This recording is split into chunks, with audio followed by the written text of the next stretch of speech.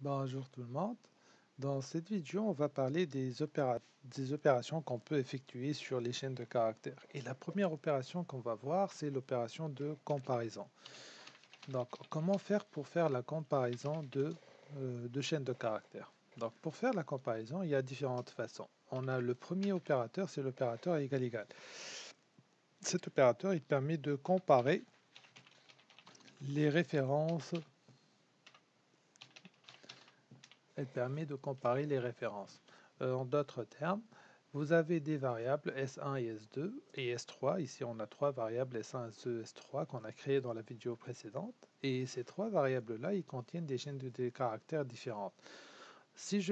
Et sachez qu'il s'agit, comme on l'a dit, d'un type par référence. Un type par référence, c'est-à-dire la variable, elle contient la référence vers l'objet. Donc, elle ne contient pas la valeur directement, mais elle contient la référence de cet objet. Essayons de faire cette opération-là. On va créer une chaîne de caractères qui s'appelle S4, dans laquelle je vais mettre S1.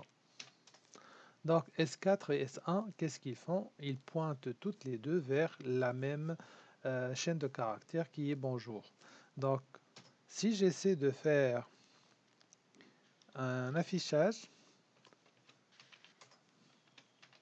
du résultat de la comparaison de S4 et de S1, S4 égale à S1, dans ce cas-là, je vais avoir true. Pourquoi? Parce que S4 et S1 pointent toutes les deux vers la même référence. Maintenant, si j'essaie de faire la même instruction, mais cette fois-ci, je vais comparer S4 avec, on va dire S1 avec S3. S1 et S3, ce sont deux chaînes de caractères qui représentent la même chose, bonjour et bonjour, mais ce sont deux chaînes de caractères différentes. Donc j'aurai une adresse mémoire pour représenter la première chaîne bonjour et j'aurai une deuxième adresse mémoire pour représenter la deuxième chaîne bonjour. Donc là, je vais avoir S1 qui contient une référence qui est différente de la référence de S3.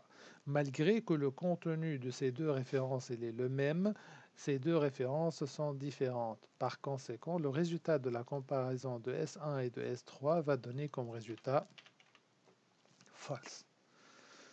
Donc faites attention lorsque vous utilisez l'opérateur égal-égal. L'opérateur égal-égal, il ne compare pas le contenu de la chaîne de caractères, mais il compare uniquement la référence de cette chaîne de caractères par rapport à l'autre. Et ça, c'est l'utilité de l'égal-égal. Lorsqu'il s'agit de type primitif, c'est simple, c'est correct parce qu'il compare directement la valeur contenue. Mais lorsqu'il s'agit de type par référence, faites attention, l'opérateur égal-égal, il va comparer les références, il ne va pas comparer le contenu de ces références-là. C'est-à-dire, il va comparer les adresses mémoire, il ne va pas comparer le contenu de ces adresses mémoire. Donc la question qui se pose maintenant, comment faire pour comparer les deux chaînes de caractères? Pour comparer le contenu de deux chaînes de caractères. Donc, ce qu'on veut faire maintenant, c'est comparer le contenu de deux chaînes, de deux strings, de deux chaînes de caractères. Comment on peut faire ça? En fait, différentes façons existent. La façon la plus simple, c'est utiliser equals, tout comme vous pouvez utiliser d'autres méthodes telles que equals in your case, etc.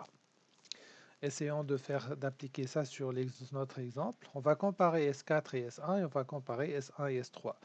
Donc la première, c'est on va faire la même chose. On va system.out.println et on va comparer S4 avec S1. Donc S4 point. Pour faire la comparaison avec la méthode equals, il faut faire quoi? Tout d'abord, vous prenez la première chaîne qui est S4, vous faites appel à la méthode equals en utilisant l'opérateur point. Donc S4, c'est votre objet, chaîne de caractères. Point, il permet d'accéder au contenu de cet objet. Equals, c'est l'une des fonctionnalités offertes par les chaînes de caractères. Donc S4.equals et vous mettez l'autre chaîne que vous voulez comparer. Dans notre cas, ça va être S1. Voilà, point virgule. Donc le résultat, lorsque je vais faire cette opération-là, le résultat va être égal à true. Pourquoi? Parce que S4 contient bonjour et S1 contient aussi bonjour. On va faire la même opération maintenant. mais en changeant cette fois-ci, on va comparer S1 et S3. Donc S3.equals S1.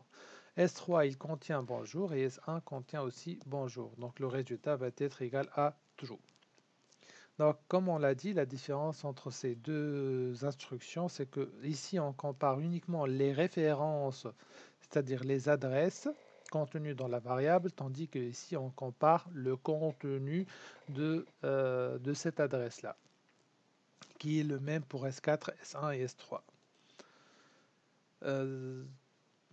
Voilà, donc vous pouvez aussi utiliser une autre méthode qui est, voilà, vous pouvez utiliser une autre méthode là, qui est equals in your case. Equal in your case, elle permet de faire quoi? Elle permet de comparer S4 et S1 en ne faisant pas attention à la casse. Donc, sans prendre en considération les majuscules et les minuscules. Par exemple, si je fais s3.equals in your case, je vais mettre ici bonjour, mais je vais la mettre tout en minuscule. Donc bonjour. Là, je vais avoir aussi la valeur true. La même chose ici, si je mets un bonjour en minuscule, je vais avoir aussi la même chose. Donc, equals, il permet de comparer si une chaîne de caractères elle est égale à une autre chaîne de caractères en respectant la casse, tandis que equals in your case, il permet d'ignorer la casse. Donc, on va faire l'exécution.